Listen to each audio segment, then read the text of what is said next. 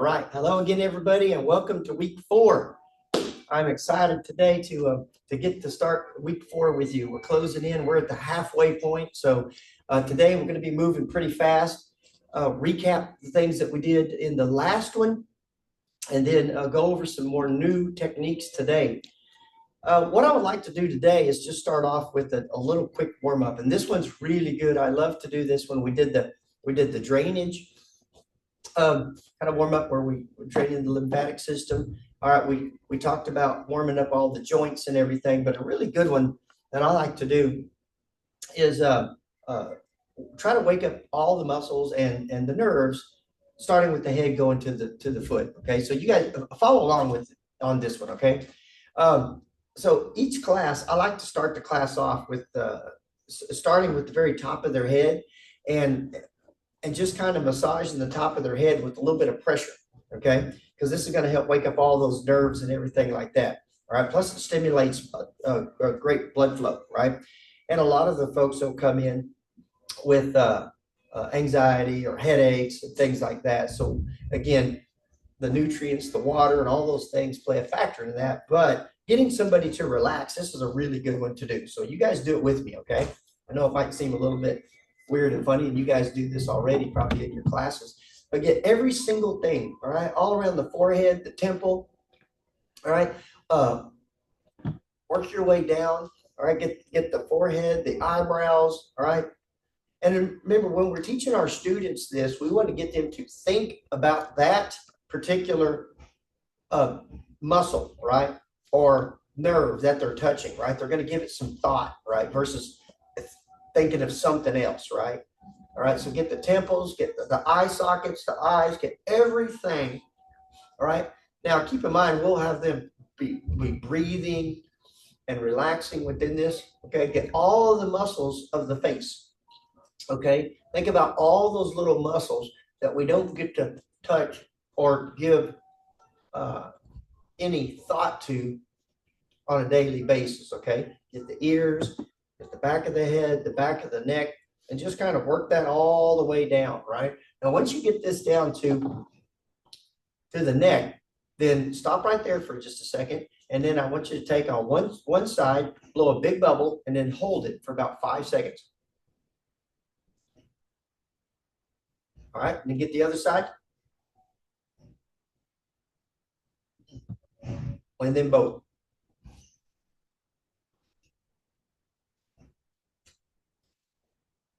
Now, some people actually, ladies in particular, if they do that one too hard, they're not used to it, they can actually pop their jaw out of place. So have them ease into that one, okay? That's really good to get those all waking up around the face. You guys have probably already seen people do that. Facial release, myofascial releases and things. Okay, now. At that point, you would just come down to the neck, right? You want to get to the neck. Start with your opposite hand. Just tuck your thumb and just kind of massage the neck like this, all around down the shoulder. Okay, and then you want to work that one down by patting really, really hard, right? Just the arm all the way down. You want to get the fingertips, right? Hit the back of the hand, all right? Come all the way up, and then down. Okay. Get the chest, hips, all right? Now, take the same side hand and get the kidney. All right? And that same side, you want to go all the way down the body and hit it really, really well, okay? You want to smack it and teach them, hey, is there any pain points that you're dealing with today? All right, up the inside, all right? Back again. Then we want to go to the other side, okay?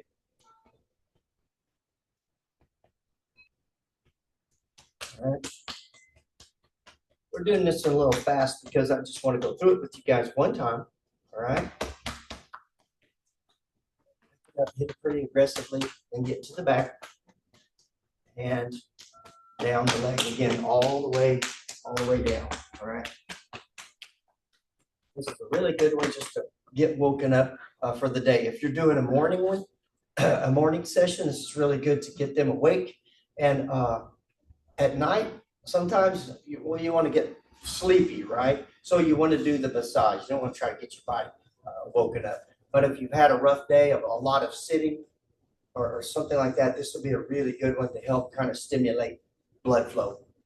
Okay, now let's go ahead and pick a couple Qigong exercises and do our breathing today, all right? Let's start off with the bow and arrow. Everybody remembers that one, okay? So take a deep breath in through the nose and keep your knees bent slightly. Just relax. Breathe it out. Now the other side.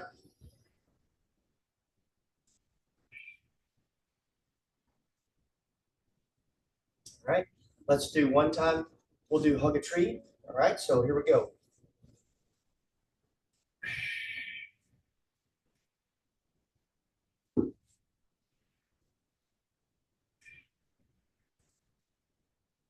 One more. Remember, typically 5 seconds in, 5 out. Okay, who wants to pick the last one? Somebody choose one. One that we've learned so far. Who's going to choose?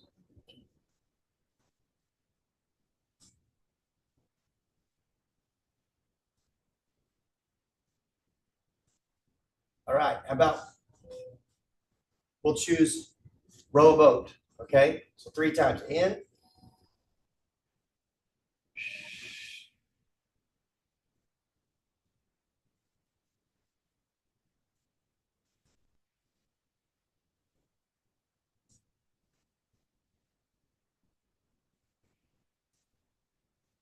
All right, very good, very good. So throughout the classes, stop, do some Qigong, but also once they start learning the Tai Chi, the breathing is still even within that. But when people are trying to practice moves and really concentrate on it, they will forget to breathe. So you want to remind them to breathe, okay? Now, learning these forms, right? Learning these routines, Qigong can be done by itself. Tai Chi almost kind of can't be done by itself because you have to breathe. So you have to have Qigong attached to it. And there's many classes around in each of our areas that teach just Qigong because that's kind of natural motions that we do anyway. So what is the purpose of teaching Tai Chi?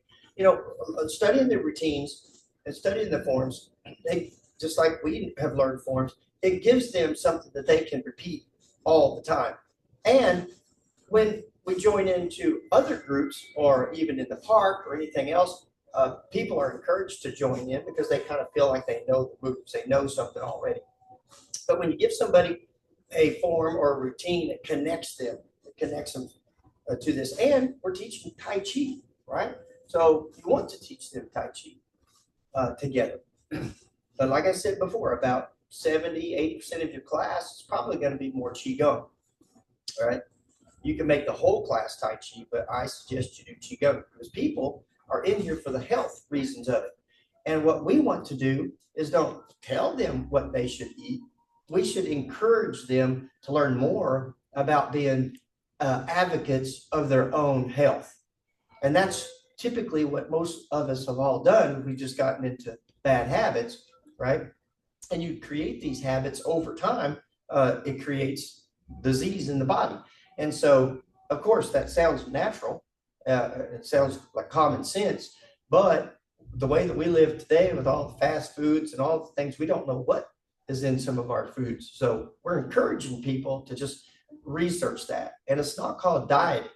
It's just called discipline in your lifestyle, right? And we're trying to encourage them to have a healthier lifestyle. And Tai Chi is a great way to do that because at the same time we're making motions, we're able to talk to them and teach them and encourage them to be disciplined because most of them already know what we're telling them. We just have to encourage them and make it a habit of having them hear it every single day so that they would want to do it.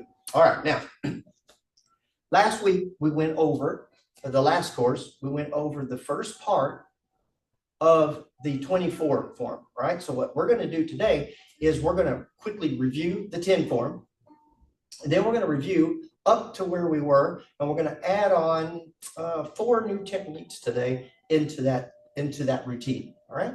So let's try that one together, everybody. I'm going to turn around and I'm going to position myself. If I have to scoot back to get back in frame, I'll do that one. All right. So let's go through the 10 form first. All right. So let's all go ahead. Salutations. All right. So I'm going to do this one a little bit rather fast, just for review purposes. Okay. All right. Now we're going to step out, and when we step out to do this technique, we're going to do brush knee 3 times. Remember? So you're going to your left. There's brush knee once. There's twice. And there's 3 times. And then I'm going to step up and play the lute, right? Or play the guitar. Now, 2 times. We're going to repulse the monkey back. And then move to hold the ball. All right, here we go. This is, we got ward off or parting the horse's mane. All right, flow back, grasping the bird's tail, lean back and push. All right, open to the front. Now step your right foot. So the right foot is up, but the right hand is down. Okay, and if the left foot is down, the left hand is up. It's the opposites. Okay. All right, here we go. So once again. Parting the horse's mane, flow back, grasping the bird's tail, lean back and push. All right, open to the front and step up, cross hands, and down again. Okay, so that's the 10 form. Now let's review so far what we have up to the 24 form, right? Pardon me, everybody. All right, here we go. All right, so we're going to start off here. All right. Now, this one is going to start not with the brush knee, but with parting the horse's mane.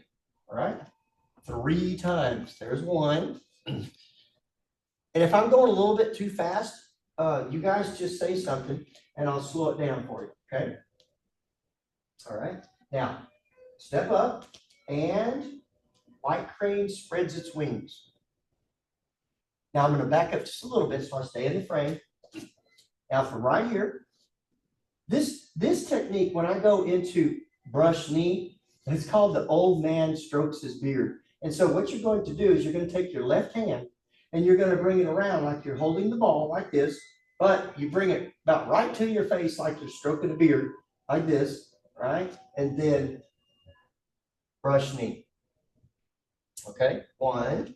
We do this 3 times. Then there's 2. Then there's 3. Okay, all right. Now we step up here, right? Then we step back. 1, 4 times. 2, 3, and 4. Okay, all right. Now we know the sequence, right? So let's go ahead and go through the grasping the bird's tail sequence, okay?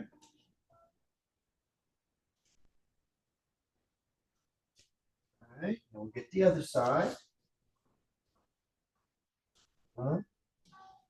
Here, here. All right, now, this time, once we face forward, this is where we step together and cross our hands. All right, I'm going to step out with the left foot and single whip. I'm going to turn forward and in 3 times. 1, wave hands like clouds. 2, 3, right? And now on the 4th one, single whip. Okay, and that is where we stopped last week. Okay, now from right here, what we're going to do is we're going to step up with the back foot. We're going to take our right hand and we're going to place it forward in front like a palm heel like this. Okay, all right, so it's just going to pass the other hand. There we go. It's a very, very simple move. It'll look like, you know, most of the techniques that we practice. Now, this is called high pat on horse. That's the name of this technique, okay? High pat on horse. All right, very simple. Now, what we're going to do is we're going to take a step forward.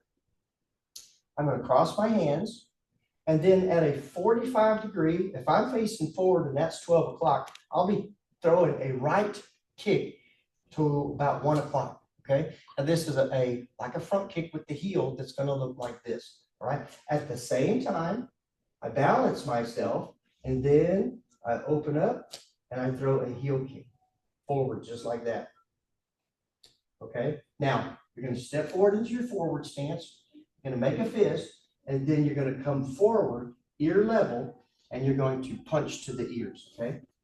That's what it's called, punch to the ears. Now, let's talk about that kick for just a second, all right?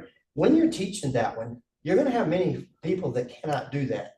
So when you're demonstrating it, don't throw the kick at first, okay? Because you're coming up on one leg, you're getting these folks to throw a kick, and very few of them can even do that at first.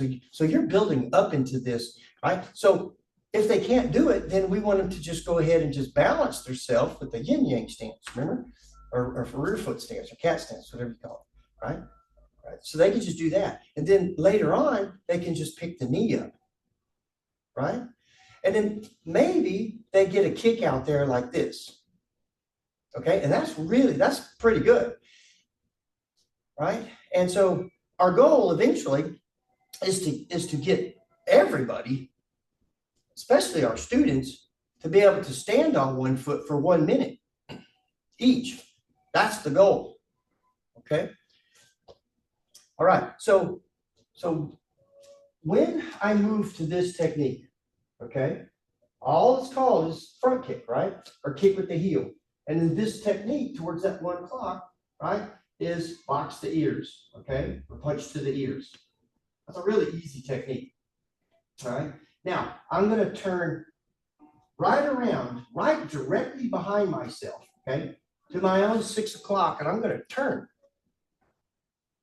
directly behind me, okay? Now from here, I pull the foot back, and then I do the high kick on this side, okay? Now let's back up where we start our first single whip, and let's work that little section for us a little bit, okay? So follow along here, buddy. Okay, so I just came off and push, okay? I face forward, and now I step, okay? Cross the hands, and left foot goes out, single whip, okay? We back up, okay? Now, we're gonna face forward, and we step 3 times, wave hands like clouds, okay?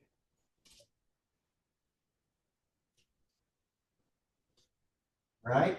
Then on the third one, or the fourth one, I'm sorry, back to single whip. Now we do another step up and high pat on horse. Now this is where we step with the right foot, or left foot, sorry, balance yourself. Right kick, box the ears, now turn directly around behind, which would be your 7 o'clock, okay, from where you started, and then you will kick again, okay? Now also, if you've gone to the YouTube channel, I have these on there and we're explaining them. Okay, what we're gonna do next is we're gonna talk about the next technique. It's called the snake creeps down, snake creeps down. And this technique kind of it completes in 2 parts, okay? Now I'm going to show you what the technique looks like, and then I'm going to show you how we're going to teach our students, all right? Because this move is pretty difficult, all right? So in this technique, in its form for young people, I'm going to let one hand just go all the way down the side of my body, okay? So what I'm going to do is I'm going to step out very big like this, okay? And my hand's going to be creeping all the way down the body this way, all right? Open palm. And if I can get low with this one, all right? Some of you guys can, all right? Then we move forward, all right? Letting that hand start high, making a U shape and coming back high again, all right? Now the other hand, just like single whip, will be down, Okay. All right, so watch again. Hand technique comes up and then down. Now, obviously, if we have an 80-year-old person in there, they're not going to do that. So here's how we do it. You just go like this. It's so simple. Okay. Don't even have them go down to the ground like that. If they're in a chair, we just have them put the leg out. Okay. Because we want them to breathe. Right? Practice the technique. It's so simple. All right. So if they just step out just a little bit and turn that direction, they will do it. All right. But keep it very simple. Down and switch. Right? Right here. And we'll put that into the form. All right. But I'm going to go into one more technique that comes after that. And again, it's another one-legged stance. It's an easy one. And this one's called the golden rooster stands on one leg. That's the name of the technique. All right. We just call it a one-legged stance, right? And in this technique, the same foot in the same hand, whatever foot comes up, that hand will come up. Okay. Whatever hand and foot, I just balance myself. So if you notice, there's a lot of balancing motions in slow motion, right? In the routines. So, and that's to teach somebody about how to center themselves first before they pick those legs up. Right? So the golden rooster stands on one leg. Very simple. Now, follow along as I go through the routine at the beginning from single whip, or at the beginning of the combination, all the way to the last golden rooster stands on one leg, okay?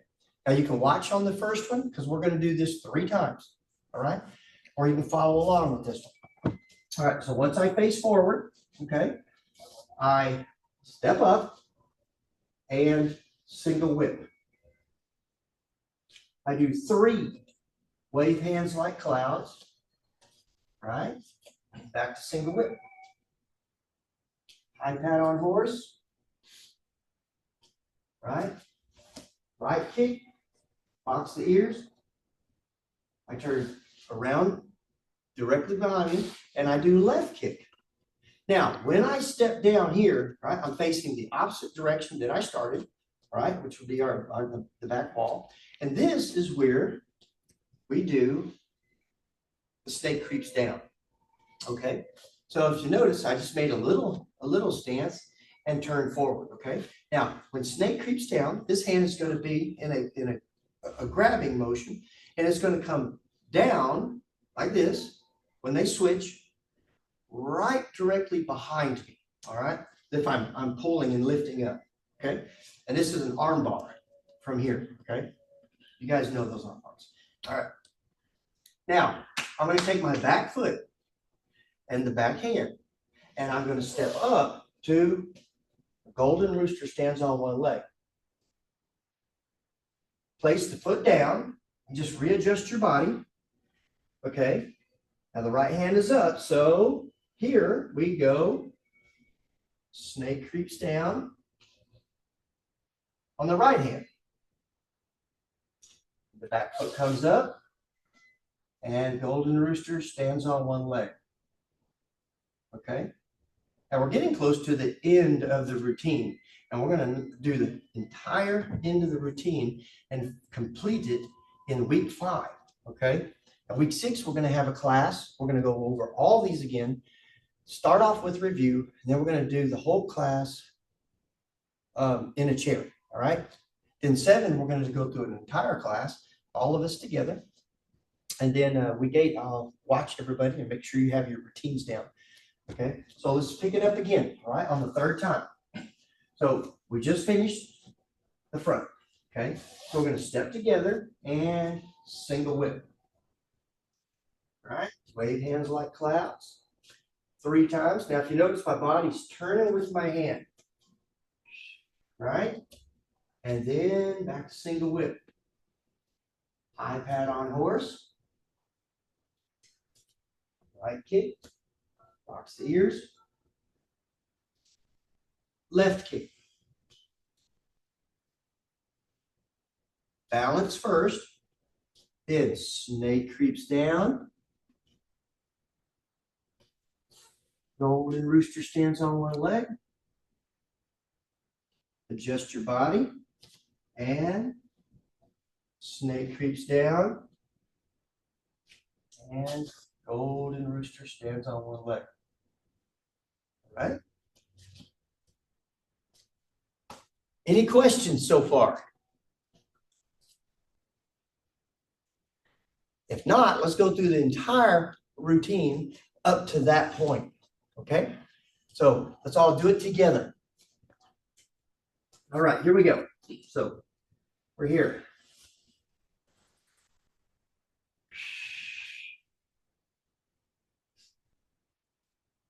All right, first, 3 times, parting the horse's mane.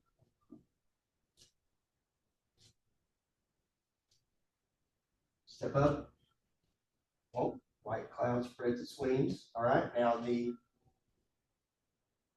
this technique is referred to the old man strokes his beard. Okay, so we got 3 brush knees. And hold the ball. 4 times, repulse the monkey.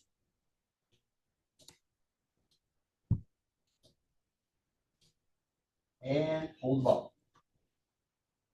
All right, and do the entire routine of grasping the bird's tail. Back push, open. All right, now the right side. 1, 2, 3, and 4 moves in the combination. Now we're back to the front. All right, feet together and single whip. And 1, 2, 3, wave hands like clouds, back to single whip. Step the back foot up, take the right hand, high pat on horse. All right, like this. Now, right kick, box the ears. Left kick, and down. Snake creeps down with the left hand. Okay, you're facing back where you came from. Right foot, golden rooster stands on one leg. Adjust. Right side, golden rooster, snake creeps down. 2, golden rooster stands on one leg. Okay. All right, practice that, get that down. So we're going to complete that whole routine next week, which is the rest of those moves. Now, all these techniques, all of you probably done these before. There's called something different. Maybe they move a little bit different. And you can see how some of these techniques, you want to introduce them over time because, and you want to introduce them in a fun way. And if they mess it up, it's totally okay because you don't want to frustrate your students with memorization and or a technique that maybe they can't do. So you want to encourage them to do it their way. All right. And if they're doing it and they're messing something up, like if they're bringing the hand somewhere else, okay, they'll see eventually later. Okay. But when they're doing it wrong the first time, don't say anything. Remember, they're very self-conscious. Most of our clients, our students, right? So with that said, that's week 4. And I'll leave it with any questions before we conclude week 4. You can unmute yourself and ask if anybody has any questions.